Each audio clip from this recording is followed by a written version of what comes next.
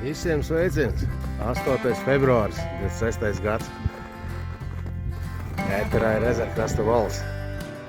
Nu ko, skaists laiks šodien, kā jau katras brīvdienas. Drusku esmu apslimis, bet tas nekas. Cilvēki neviena nav. Ārā kādi -6 grādi šobrīd. No rīta vēl bija 12. Tagad jāpaiet kāds gabaliņš no krasta, jāpaskatās, vai vispār ūdens te ir kaut kur.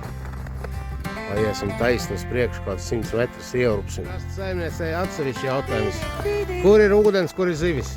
Es nezinu, kur ūdens, kur ir zivis, bet krasīte un ziemas priekiem slēpošanai laika apstākļi ir vienkārši super ideāli. Nu, tas ir superīgi. Lūdzu, slēpojam un priecājamies. Un šodien ir saule, šodien ir svētdiena un šodien ir 8. februāris. Mēs gaidām 8. martu. Rīrī! Nu, esmu atgājis no krasta. 100 metri noteikti būs.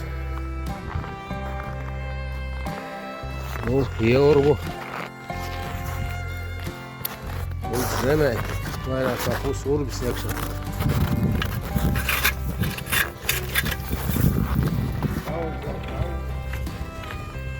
Šit tik dziļi mēs ieurbjam un šit tik daudz dubļu mums. Neviena ūdens pila.